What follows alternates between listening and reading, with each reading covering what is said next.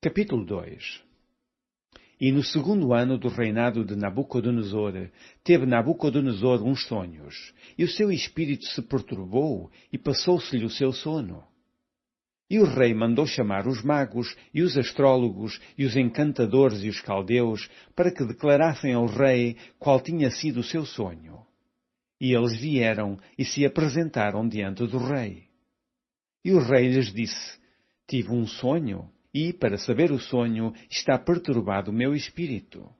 E os caldeus disseram ao rei em siríaco: Ó rei, vive eternamente. Diz o sonho a teus servos, e daremos a interpretação. Respondeu o rei e disse aos caldeus: O que foi me tem escapado? Se me não fizerdes saber o sonho e a sua interpretação, sereis despedaçados, e as vossas casas serão feitas um monturo. Mas se vós me declarardes o sonho e a sua interpretação, recebereis de mim presentes e dádivas e grande honra. Portanto, declarai-me o sonho e a sua interpretação. Responderam segunda vez e disseram: Diga o rei o sonho a seus servos e daremos a sua interpretação. Respondeu o rei e disse: Percebo muito bem que vós quereis ganhar tempo, porque vedes que o que eu sonhei me tem escapado.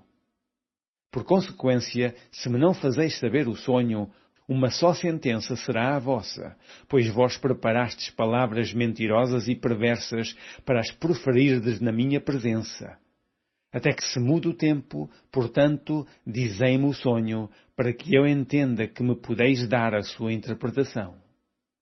Responderam os caldeus na presença do rei e disseram: Não há ninguém sobre a terra que possa declarar a palavra ao rei. Pois nenhum rei há, senhor ou dominador, que requeira coisa semelhante de algum mago, ou astrólogo, ou caldeu.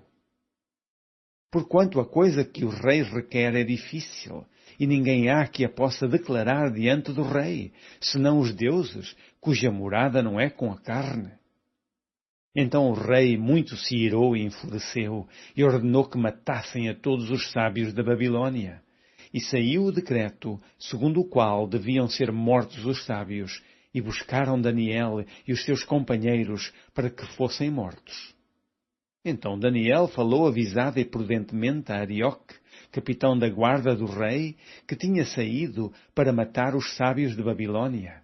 Respondeu e disse a Arioque, encarregado do rei: Por que se apressa tanto o mandado da parte do rei? Então Arioque explicou o caso a Daniel. E Daniel entrou e pediu ao rei que lhe desse tempo, para que pudesse dar a interpretação. Então Daniel foi para a sua casa e fez saber o caso a Ananias, Misael e Azarias, seus companheiros, para que pedissem misericórdia ao Deus dos céus sobre este segredo, a fim de que Daniel e seus companheiros não perecessem com o resto dos sábios da Babilônia. Então foi revelado o segredo a Daniel numa visão de noite, e Daniel louvou o Deus do céu. Falou Daniel e disse: Seja bendito o nome de Deus para todo sempre, porque dele é a sabedoria e a força. Ele muda os tempos e as horas. Ele remove os reis e estabelece os reis. Ele dá sabedoria aos sábios e ciência aos inteligentes. Ele revela o profundo e o escondido, e conhece o que está em trevas, e com ele mora a luz. Ó Deus de meus pais, eu te louvo e celebro, porque me deste sabedoria e força, e agora me fizeste saber o que te pedimos, porque nos fizeste saber este assunto do rei. Por isso, Daniel foi ter com Arioque, ao qual o rei tinha constituído para matar os sábios da Babilônia. Entrou e disse-lhe assim: Não mates os sábios de Babilônia, introduze-me na presença do rei, e darei ao rei a interpretação. Então Arioque depressa introduziu Daniel na presença do rei, e disse-lhe assim: Achei um dentre os filhos dos cativos de Judá, o qual fará saber ao rei a interpretação. Respondeu o rei e disse a Daniel, cujo nome era Beltesazar: Podes tu fazer-me saber o sonho que vi e a sua interpretação? Respondeu Daniel na presença do rei e disse: O segredo que o rei requer, nem sábios, nem astrólogos, nem magos, nem adivinhos o podem descobrir ao rei. Mas há um Deus nos céus, o qual revela os segredos. Ele, pois, fez saber ao rei Nabucodonosor o que há de ser no fim dos dias. O teu sonho e as visões da tua cabeça na tua cama são estas.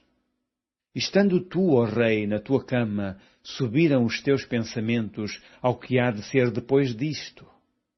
Aquele, pois, que revela os segredos, te fez saber o que há de ser. E a mim me foi revelado este segredo, não porque haja em mim mais sabedoria do que em todos os viventes, mas para que a interpretação se fizesse saber ao rei e para que entendesses os pensamentos do teu coração. Tu, ó rei, estavas vendo, e eis aqui uma grande estátua. Essa estátua que era grande e cujo esplendor era excelente, estava em pé diante de ti, e a sua vista era terrível. A cabeça daquela estátua era de ouro fino, o seu peito e os seus braços de prata, o seu ventre e as suas coxas de cobre, as pernas de ferro, os seus pés em parte de ferro e em parte de barro. Estavas vendo isso quando uma pedra foi cortada sem mão, a qual feriu a estátua nos pés de ferro e de barro e os esmiuçou. Então foi juntamente esmiuçado o ferro, o barro, o cobre, a prata e o ouro, os quais se fizeram como a pragana das eiras no estio, e o vento os levou, e não se achou lugar algum para eles. Mas a pedra que feriu a estátua se fez um grande monte e encheu toda a terra. Este é o sonho. Também a interpretação dele diremos na presença do rei. Tu, ó rei, és rei de reis, pois o Deus dos céus te tem dado o reino e o poder e a força e a majestade. E, onde quer que habitem filhos de homens, animais do campo e aves do céu, ele te os entregou na tua mão e fez que dominasses sobre todos eles. Tu és a cabeça de ouro. E, depois de ti, se levantará outro reino inferior ao teu, e um terceiro reino de metal, o qual terá domínio sobre toda a terra. E o quarto reino será forte como ferro, pois como o ferro esmiuça e quebra tudo, como o ferro quebra todas as coisas, ele esmiuçará e quebrantará. E, quanto ao que vistes dos pés e dos artelhos, em parte de barro de oleiro e em parte de ferro, isso será um reino dividido. Contudo, haverá nele alguma coisa da firmeza do ferro, pois que vistes o ferro misturado com barro de lodo. E, como os artelhos eram em parte de ferro e em parte de barro, assim por uma parte o reino será forte e por outra será frágil. Quanto ao que vistes do ferro misturado com barro de lodo, misturar-se-ão com semente humana, mas não se ligarão um ao outro, assim como o ferro se não mistura com o barro. Mas, nos dias desses reis, o Deus do céu levantará um reino que não será jamais destruído, e esse reino não passará a outro povo. Esmiuçará e consumirá todos esses reinos, e será estabelecido para sempre. Da maneira como viste que do monte foi cortada uma pedra, sem mãos, e ela esmiuçou o ferro, o cobre, o barro, a prata e o ouro, o Deus grande fez saber ao rei o que há de ser depois disso, e certo é o sonho e fiel a sua interpretação. Então o rei Nabucodonosor caiu sobre o seu rosto e adorou a Daniel, e ordenou que lhe fizessem oferta de manjares e perfumes suaves. Respondeu o rei a Daniel e disse: Certamente o vosso Deus é Deus dos deuses, e o Senhor dos reis, e o revelador dos segredos, pois pudeste revelar este segredo. Então o rei engrandeceu a Daniel, e lhe deu muitos e grandes presentes, e o pôs por governador de toda a província de Babilônia, como também por principal governador de todos os sábios de Babilônia.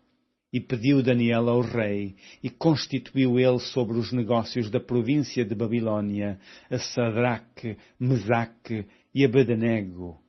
Mas Daniel estava às portas do rei.